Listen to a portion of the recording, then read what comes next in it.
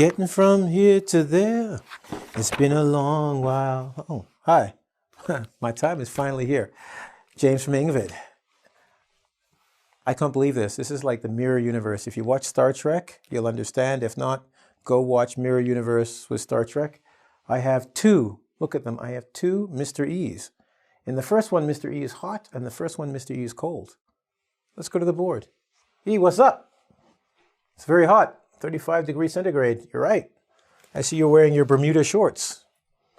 And the second E is saying it's very cold. It's minus 30 degrees centigrade. Ow, this isn't good. I feel for you. But don't you think there are better ways to say it's very hot or it's very cold? I think so. And in today's lesson, I'm going to teach some of you, not some of you, I'm going to teach all of you how to get rid of the word very to describe everything and use other words which give more information, which will make you sound more like a native speaker and make your writing phenomenal. Oh, phenomenal? That's a word for very good. Are you ready? Let's go to the board. So, today's lesson is on very. Very is a very good word. That's why we use it. But when you're writing, to hear somebody say very, very, very, very, very, very, very, very, it's what we call monotonous. It means mono as one, tonus, one tone, one sound, very boring. So let's change that from you being, using very, because I teach and I notice a lot of students saying things like, teacher, today it's very cold outside. I'm like, yeah, it is. And I'm very tired and very hungry. I'm like, okay. It's like getting punched in the face again and again. And I just want to say, stop with the very, use a different word. But it's not fair because very is a very good word. There, I did it again. We just need to find other words to make your language sound richer, to improve it so you sound more like a native speaker, and to make it more interesting for you, because it will express more of who you are and your ideas in a better way. It makes you unique. You ready? Let's go to the board. You'll notice I put very in red because this is something we don't want to do. We don't want to keep saying very. We want to change that up. And I'm going to give you a list of words that people or students usually say when they say very, that I've heard many, many times. And maybe you've done this. And today I'm going to give you singular words to use instead. I'll explain them just in case if they're difficult. Let's start with the first one. People say very rude. Instead of saying that, you can say vulgar. Vulgar means very rude. And if somebody says to me, your language is vulgar, I will probably stop talking because it means it's not right, it's inappropriate, it's very bad. Vulgar. I don't like your vulgar tone, your rude tone. Strong. Very short, another word we say is brief, which means small. We had a brief conversation, a very short conversation. Cool. Boring. When you say, class was very boring today, you can say dull. Dull means very boring. It also means, see, here's a bonus when you use these words, stupid. If you say someone is dull, you can say they're very boring, or dull meaning they're stupid. Shh, don't use it like that too often. People don't like being called stupid. And if you say, he's rather dull, isn't he? I have to listen for context to mean stupid or boring. Next one, everybody's favorite, very good. Teacher, the food is very good. The lesson is very good. I like this, it's very good. Why don't we change that to the word superb? Look carefully at the word superb. You have the word super written inside it. Super means what? Above average, excellent, or superb, very good. The food was superb. People don't usually use this word, so if you tell me when I cook for you that it's superb, I'm telling you right now, I will take that as such an amazing compliment. Gentlemen, if you tell a woman she looks superb, she'll be like, oh, thank you, really? Because no one says it. All right? Freezing. You can say it's very cold outside, but in minus 35, it's freezing. I can put meat outside and it will turn to ice. It's freezing. That's how cold it is. And if you tell me it's freezing, I'm going to get a jacket and another coat and a hat and a scarf because I know it's very, very cold. You don't have to say it's very, very cold today. Say it's freezing. Next, Here's a nice word. This is what we call a $10 word. Cha-ching. Ravenous. Ah. Even when you say it, there's when you're ravenous, you're not hungry. If you walk into a restaurant and say, I'm ravenous, they will get all the cooks together and start cooking right away, immediately, knowing that they have to feed you because you will eat everything. You can use this about l'amour, the love. I'm ravenous for l'amour. I love it. I'm hungry for it. I want it desperately. It's a great word. You can be ravenous about reading. It means I want to eat it and take all of it. Nice word. I like this word. Even the it's so sexy. Sorry. Sluggish. In the morning when I get up, I move very slowly, you know, like real word. If you're in Toronto, the TTC is rather sluggish in the morning. You know what I'm saying? You're always late. It means very slow. But in the morning, I'm usually sluggish. I'm slowly, you know, yes. Slow, sluggish, like a slug, like a bug. Slow. His sluggish reaction. Oh, slow reaction. This one has an asterisk. Very fast. When something's very fast. I read many of your comments and it's like, he speaks so quickly, so rapidly, I don't understand anything. Yes, James is a rapid speaker. I speak very quickly or I speak very fast. They moved quickly, or you could say they moved at a rapid pace, very quickly, very fast. So instead of saying very quickly, very fast, you can use the word rapid or rapidly. Right? Adverb. You can say rapidly. Okay? I told you I'm going to give you lots of information so you can really change up your vocabulary and sound amazing. Oh, sound superb. When you're tired, you're coming home from work, you can't say, oh, I'm so tired. I'm very, very tired. I'm always very tired. Use the word exhausted. That means poof, done, finished, total, toast, no more. I'm exhausted. Ugh. Cool? It means you want to go to sleep now. Or if you're exhausted of this conversation, no more, I can't do any more, I'm done. It's over.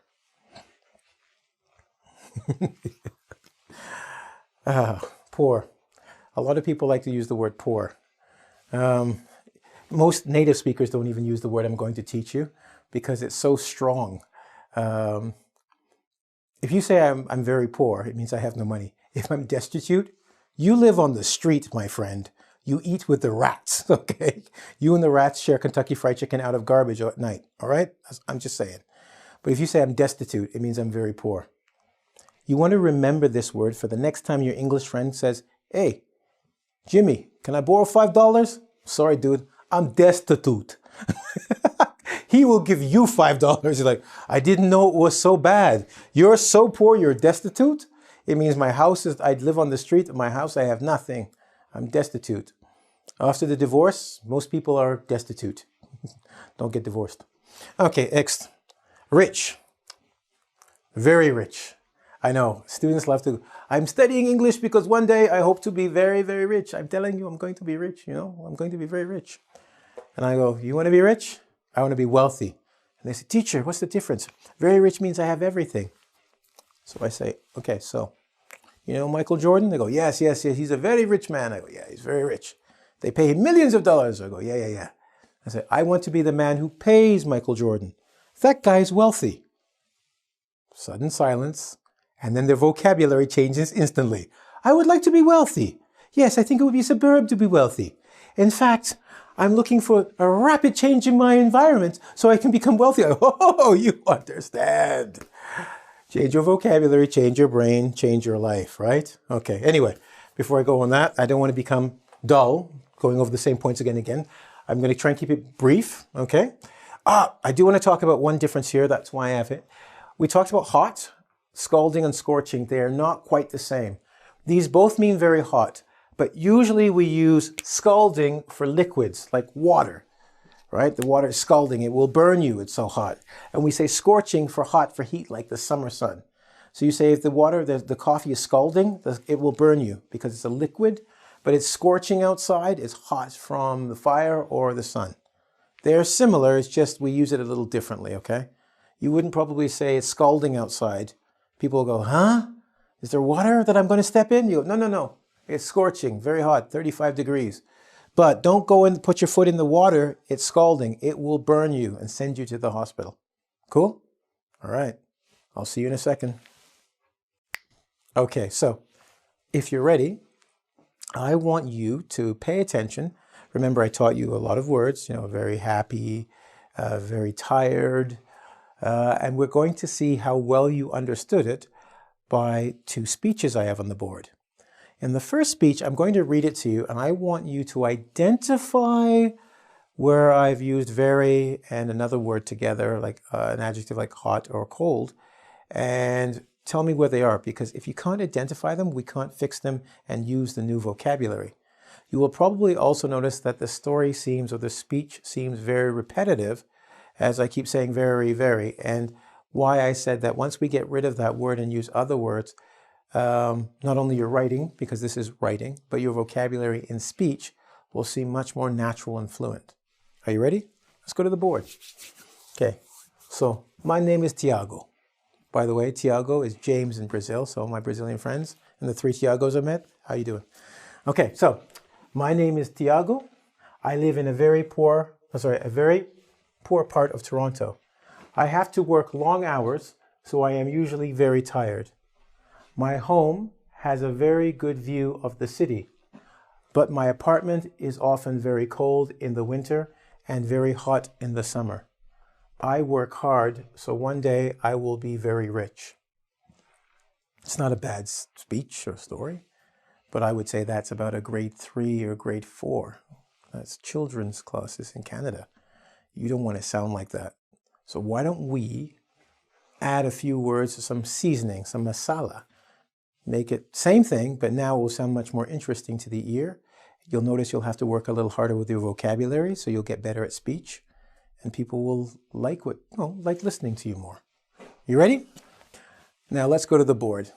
The first thing we're going to do is identify the parts that we want to change. So again, we go, my name is Tiago, got it. I live in a very poor, see? We have this, and we did learn another word to say for that, right? What's the next one? I have to work long hours, so I am usually very tired. There's another one we want to change. My home is a very good view. Oh, I think we said 2 sentences and very 3 times. Okay, but my apartment is often very cold in the winter and very hot. There we go. In the summer, and I work very hard because I want to be very rich. That's a lot of them. So take a look, and you can see how we use the word very a lot of times in a very small area, right? Let's change it up now that we have identified what we want to change and look for better words. Well, I've taught you the better words, so why don't we just put them in there? You ready? So the first part is, my name is Tiago, and I live in a something poor part of Toronto. What was the word we used for very poor? Almost homeless?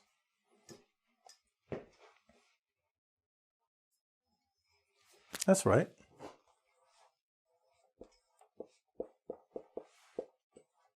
Destitute.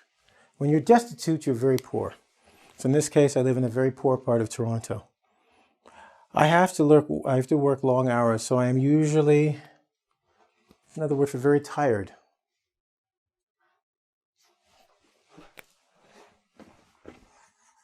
Exhausted. That's right, I'm very tired, exhausted. My home has a something view of the city.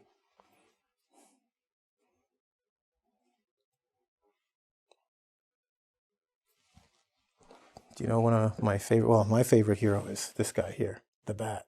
But his best friend is who? Ah, remember I told you, superb? Super is in that word because it's super. A superb view of the city. But my apartment is often, in the winter, what would it be in the winter? Not very cold. Freezing means very cold. And in the summer, you have to be careful because I taught you 2 words. Remember? Both start with S. Which one would it be?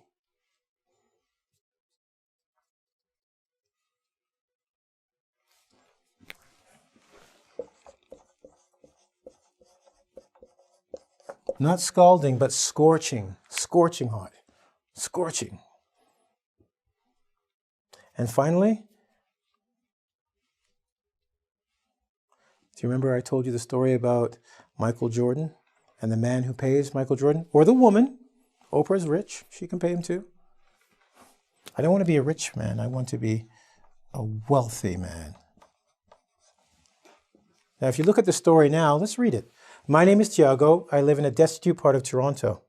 I have to work long hours, so I am usually exhausted. My home has a superb view of the city, but my apartment is often freezing in the winter and scorching in the summer. I work hard because one day I want to be a wealthy man. Sounds a little better, doesn't it? Yeah, I thought so. Good. So you know me. I'm not doing this for free. I have a bonus for you. I'll teach you the bonus, but you've noticed how we can change the same statement and make it much more interesting. Okay? You're going to work your tongue to work on better pronunciation and vocabulary, saying words like superb, destitute. Okay? Much better than very, very. But as a bonus, because I like you so much, I'm going to go through another 5 words. Now, I call these level 2 words, and you're saying level 2. What? Well, level 2 because these are words Canadians don't even use a lot of the time. So when you pull out this word, let's say, you're speaking like this, see? And you say, I am rather jubilant about this situation. People will go, what the hell's jubilant? You know, I'm very happy about what's going on here. How are you feeling about it? Huh? You know, I see you seem very anxious about what's going to go on. But don't worry. I'm rather parched. Could you please get me a beer? They're going, whoa, where's this person coming from? So educated, so eloquent.